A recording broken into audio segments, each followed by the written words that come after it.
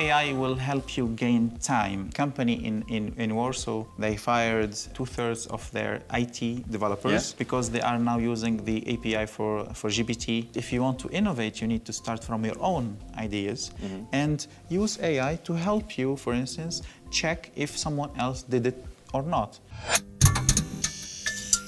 Hello guys, Gamrot, your host, and today another special guest because we are on AI BA, special conference about AI, and my guest is Ahmed Hamouda from NABDA and the Vice President of the Polish-Tunisian Chamber of Commerce. Today I want to ask you some questions about the topic of your presentation, mostly, and the big problem, or maybe not a problem, maybe a challenge, about how to use an AI tool in a business growth.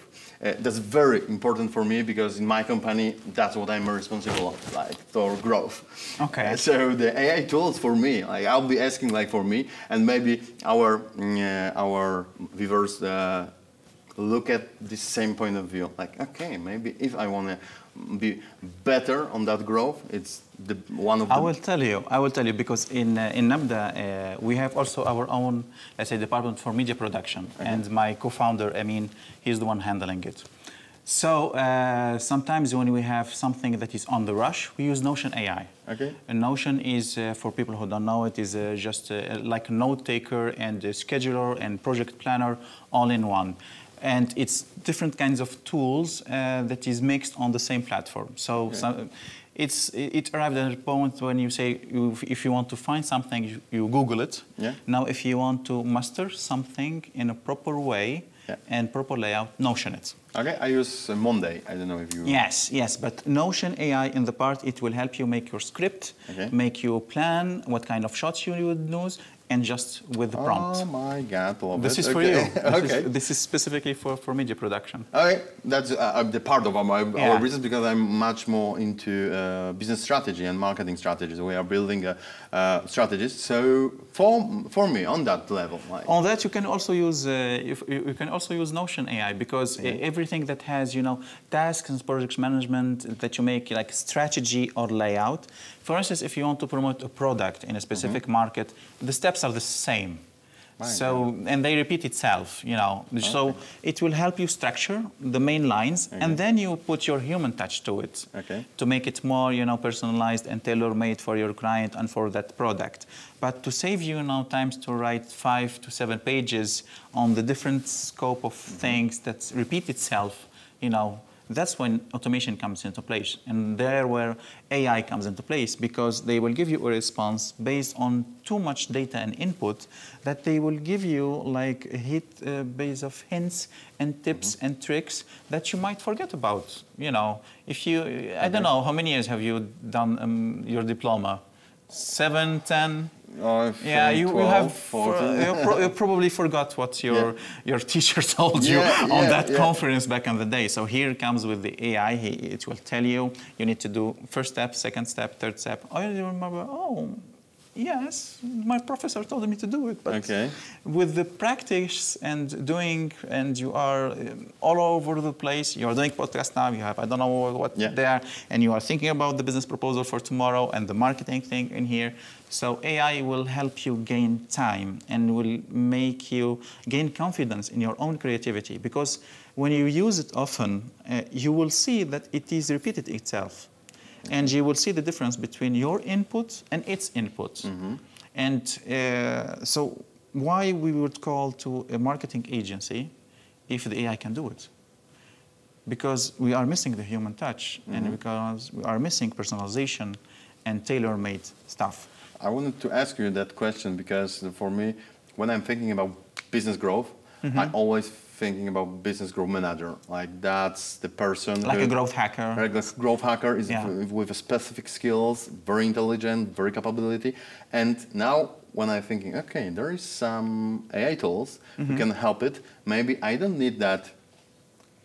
How to say it? Like effect, like cost table, like person. Maybe I can find someone who don't cost me so much money, and I can provide the AI tools.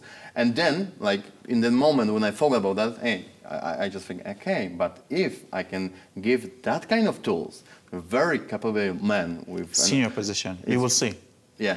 That's where the real growth comes, because yes, because you know that a company in Warsaw, they fired like 2/3 of their IT developers, because they are now using the API for GPT to help seniors and mid-level engineers develop. Yeah. This might be like the extreme way of AI adoption.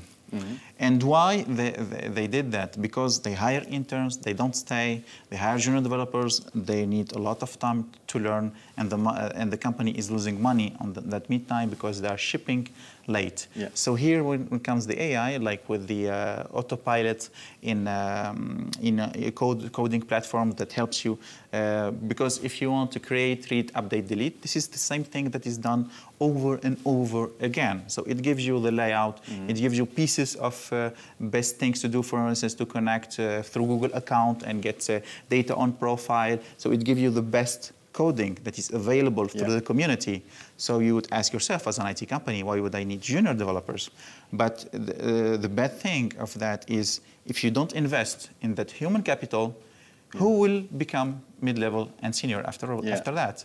So this is also some social awareness that we need to have, and responsibility as companies. We need to also invest in the human capital, because without humans, we won't have AI added value. Yeah.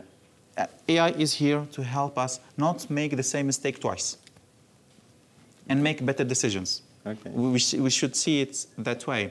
That's why, for instance, one of the companies I'm into that I own is Vistazy, which we build smart mirrors for, and we use generative vision AI, our own models, to make, on the face of the patient, to give them, you have some, some defects on wrinkles on the forehead, you have some dark shades in here, and we give them the best products that is good for them based on criteria like budget or skin sensitivity and that kind of stuff. So we help make people make better decisions. Okay. And we are not replacing, the lady that is in the store that is helping these people guide through. Because that same lady, she has to maintain the shelves.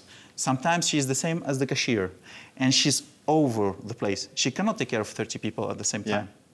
So we are here also, always in our DNA in the company, we think about making tools to help people make better their job. Okay. We are not replacing the people. That's very interesting. Like you made some of bullet points what I never thought about. So thank you. You're welcome. Could you highlight the top AI tools for the business companies, like from your perspective, because we are talking about best 2020 for everyday use, like for productivity, I think the best one is Notion AI for productivity, to help you think and get the input that it gives me. It's much better than Claud and GPT. I honestly don't know how they make it, but it's more structured, it's direct to the point, and the prompt, you can use it directly, and you can shape that content into bullet points or anything you want. Table, so it saves you a lot of time. Because people, when you use, for instance, ChatGPT or Claude, they need to think and copy-paste and do. And I think sometimes ChatGPT responses are biased, and it's not really good. But Notion AI, it helps you structure your thoughts. This is where it helps you. Like instead of working 2 hours on structuring your thoughts, you can do it in 15 minutes. Okay, sounds amazing. And for AI, I use mostly Google Workspace in every day for writing emails, for making tasks for me and the team, scheduling meetings. I can do it directly from the chat. You can chat with it, and you can, for instance, set a meeting with Marta for tomorrow at 1 p.m. He will check her schedule, and he will give me, no, she's not available. So instead of me going and checking for each one, I just prompt it.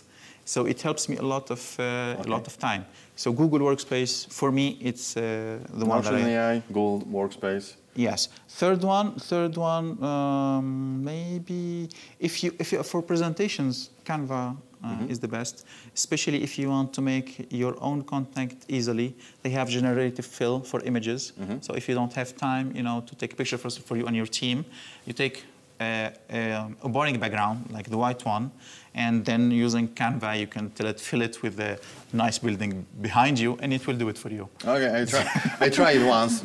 It wasn't so good, but I just tried it once. Yeah, I will tell you why. Because you need to have preferably a boring background, the same color. Okay. So that AI, when it makes the fill, it won't mess it up. Okay. Because you're right. For instance, if you use a background that has the same as your jacket, it won't make the difference.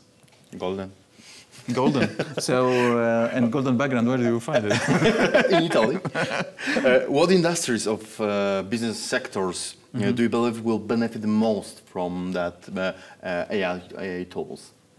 I think the first industry that already started is the airline industry. Okay. Because they have a lot of traffic and efficiency of the... Yes. Yeah. You know that each plane, they need to have at least 2/3 of the chairs filled to start making benefits. And the fuel. Yes. Like, I know there is in Katowice, there is one company...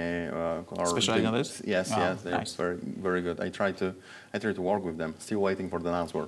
Guys.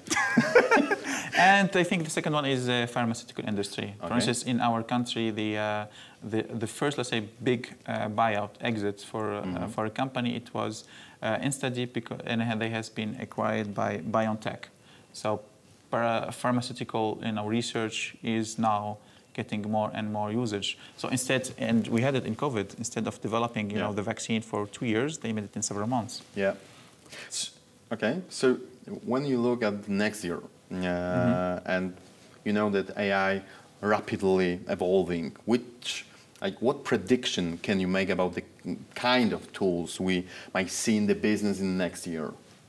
I think it's if we will see more and more combinations between industries. I'm trying to see about holograms, how they will benefit about generative vision AI. Yeah. Imagine that you, instead of having this conference physically, I would be sitting in Tunisia and asking AI to make a hologram, background for me, like I'm on the same stage, and just roll. That's gonna be great.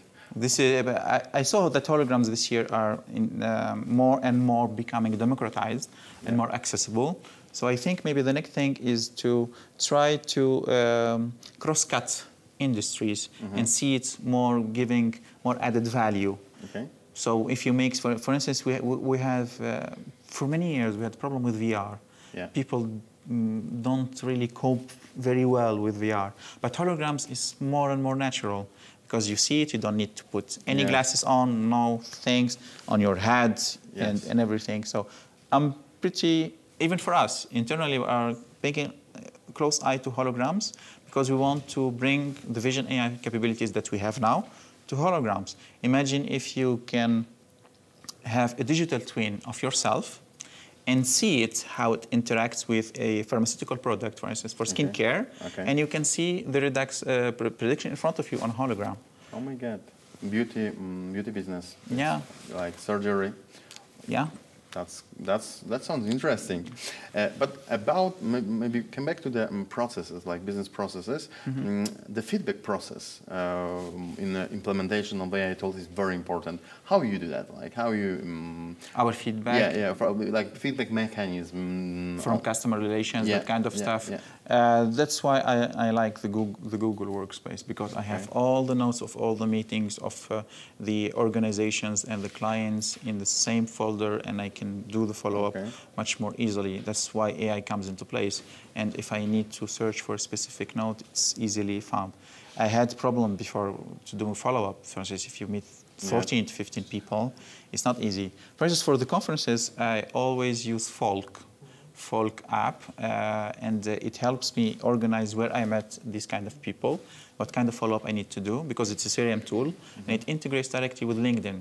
So my network is managed through LinkedIn and Folk's app, and when I need to make a follow-up, I just use Gmail, because through that Gmail box, you have everything, done there. Because if you rely only on the mail and you don't organize it, it's not easy. And I make also labels, like for instance, prospects, clients, follow-ups, that kind of stuff. And I try to make it more of business-wise, because I manage all the 4 businesses under the same mailbox, but with different emails. Yeah. And the best tool for it is Gmail, because you can have 4 different email addresses, but managed through the same mailbox, and it's automatically labeled. This is where AI comes into hands. So I wouldn't have to do it by myself. So it will tell me this is for NABDA, this is for PTCC, this is for Vistadi, and because you get confused, especially if you are... If you have 10 mails, like, or 3 companies, it's like... And sometimes, because some clients, sometimes they oblige you to have an email on their company, because they want to store those documents and their exchanges on their mail servers. So imagine if you have 10 clients and you have already 4 companies. How will you deal with that? And they will call you. We sent you this email 3 days ago, and you didn't respond. So Google Workspace is my favorite, because and also I can put it with integrated with Zapier. So if I have some forms and people fill it in, I get notification directly. So I won't have, because you forget sometimes. And especially if you have a website, if you have only a landing page, you can put it on Google Sites, and you can put the forms directly there. And once, for instance, someone wants to contact you, once they fill the form, you have a notification on your mailbox. You can even set it to your phone, so you don't lose, reach. Because sometimes companies, they're still using WordPress. WordPress is good, but are you doing follow-up with the people? Yes, of course. That's the most important part. You don't have a website just to have the website. You have the website to attract people, and the follow-up is the most important part. For integration, Zapier is really the best, because even if you already have your website that is already online and you don't want to change it because you spend a lot of money on that design, and just get Zapier, integrate it with that form. So once people contact you, you will have the notification. People are lazy. And do you think... This is for lazy people. But that leads us to another question, because do you think there is a risk of over-reliance on AI tool, like potentially leading businesses to miss out on innovative, out-of-the-box strategies, just to be on that AI, like AI-based operatively all the time? But, for that, for instance, when we do brainstorming, we oblige people to don't use any technological device, a white paper and pen. That's interesting. And we use the Crazy 8. The Crazy 8 is you take a paper, you flip it and fold it, and you will have 8 squares. And you need to generate from your own thoughts 8 new ideas about that problem. Then we will use AI tools. We will use these 8 ideas that we thought to put it as an input for AI. This is where you drive growth.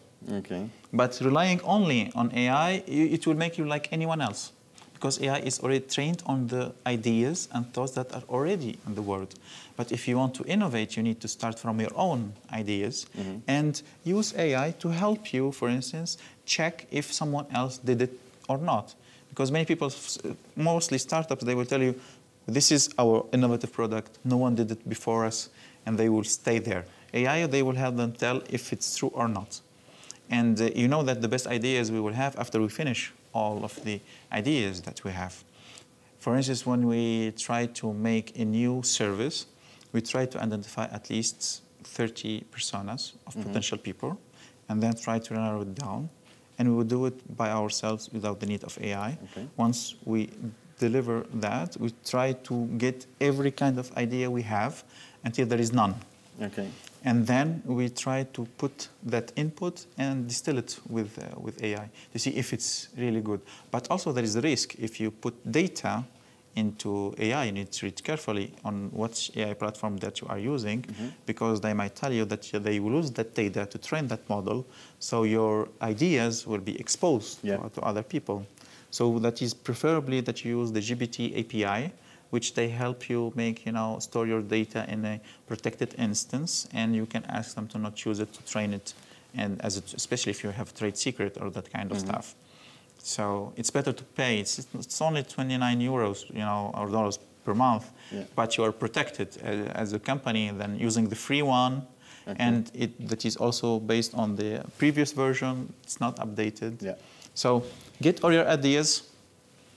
Classically, let's say, you can use the Crazy 8, you can use the 6 hats, a lot of design thinking, techniques that help you let it all out, your creativity, then empower it and structure it with AI. Last question. Can you share a story, like from your experience or story of a business that's experienced transformative growth or success specifically due to AI tools, what you use? Experience exponential growth? Yeah. Yes, I will tell you about a friend of mine. A friend of mine, he used to work, he's still working in security and banking. And through that, he went to a crazy idea with his business partner that they needed to automate certain processes. They didn't have the budget to hire a team of 10 people, so they hired GPT. And he told me that they were able to deliver the MVP instead of 6 months in 2 months. Yeah. And now they are, pitching to investors with a tool that was made, 2/3 of the code was made with AI. And then use the no code to build the MVP, for example, and that's. That's another way to do it. For no code, I have an idea, a story from India. There is an Indian guy, he's a professor, and he saw that people are not really doing the, let's say, we call e-learning, like people make a video and that's all, and put it on internet, or they jump on a Zoom call with people. This is e-learning for most of you, but it's not. E-learning is how you drive knowledge into digital platforms. So there is a whole process. So he developed it on no code, and he focused on how they transform analogical content into digital content. So they focused only on that, and they built the platform in less than 1 month, because with no code, it's not something, because their added value is not the web platform, it's the content. So they focused the whole business on that, and after a year, there is $1 million. $1 million in India is pretty good money. So, and they hired proper team there for, I think, for over 20 engineers, and they made their own platform after that. So no code, yes, no code is to speed up the process. I can name one. Yeah, of course. Bubble.io is the best for no code, and they can. I use it. It's the best. Bubble.io is the best. It's the most advanced, let's say. It's the most advanced at the moment, and it's relatively cheap. It's relatively cheap. The Pro is started as 200 euros, something like that. Yeah, it started for 200 zloty, like 49 euros, something like that, and then you can jump on. So if you want, and you don't need dev skills. Yes, no, like maybe some kind of UX, UI, and that's useful. Yes, definitely. And understand how it works, like the I think the best process is use Figma, because Figma also they have AI tools. So Figma you can buy on a similar template that works for you.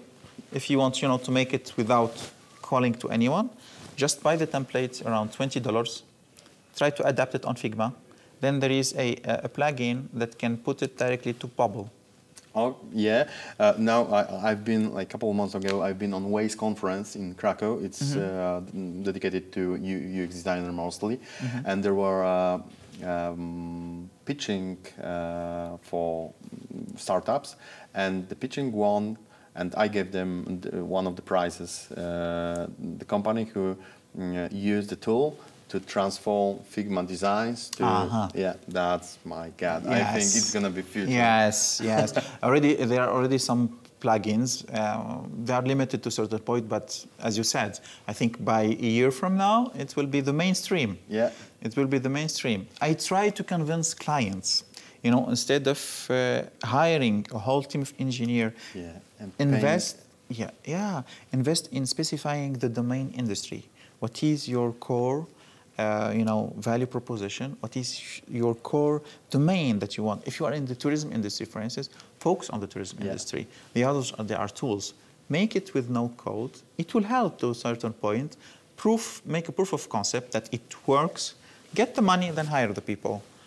Yes, I always, because for me it's like situation when a lot of companies who spend tons of money on the development. Millions of euros. Yeah, and they just came to me and say, okay, now we need to strategy or the brand and communication strategy and how to implement that on the market. And we've got like, I don't know, 30,000 euro.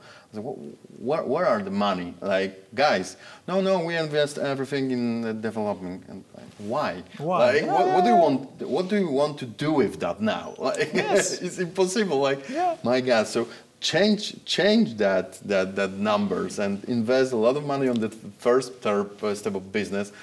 Test use case, test business cases, like just test everything. Start with the client. Yeah. Start with the client. Start with the client. Start with the client. Start with the client. Take it, even if they don't pay, but tell them that they will pay after a certain point, because sometimes you will build a tool that no one is willing to pay for. They will be willing to use it, but not pay for it, because there are other people that made it already for you. So yes, I'm 100% with you, and I think we need to change the mindset. Everything is changing now, so build a prototype, test it with the client, back and forth, back and forth, back and forth. Once you make a real, working something, even if it's ugly, but someone is willing to pay for it, hire the team. But it's useful. It's useful. The old saying of Bill Gates, when they asked him, if we gave you $10 to make a product, how will you divide it? He said, I will spend $1 to make the product and $9 to promote it. Because talking to the clients is the most efficient and most important thing. I think it's the mindset, because we are thinking about promoting, about marketing at the end part of the process. We don't think about the product, the pricing, the placement, at least, and then promoting. And the marketing gurus, they will tell you, like, always start with the product and the client who will use it first. Then you will know, because sometimes people come ask me, how much do we need to charge our client? I don't know. I don't know. Value what kind of value you are giving. They will give you something that is not intelligible by the end client. They will tell you, we spent, I don't know, 2 years developing this, and we spent this kind of money. But I don't care as a client. That is the value that. How many clients are you, investigating about that product? None. Like, we had some in-house meeting, and we asked some developers. I like how Steve Jobs used to talk about the first Apple, the small one for the music, Apple Shuffle, the smallest one that they had. This is for 300 songs, and it will last you 36 hours, for instance, of listening. Yes, that I can understand. I don't care how much bigger is the battery. I don't care about the sensitivity of the microphones or the headphones. I care about how will I use it. So then I know, I can store 300. It's enough. 36 hours of continuous listening. Sure. So, thank you very much for the conversation. That was very interesting, very practical, and I hope you get some practical information from that also. Ahmed Hamuda was my guest, so thank you very much. Thank you. See you in the future. See you.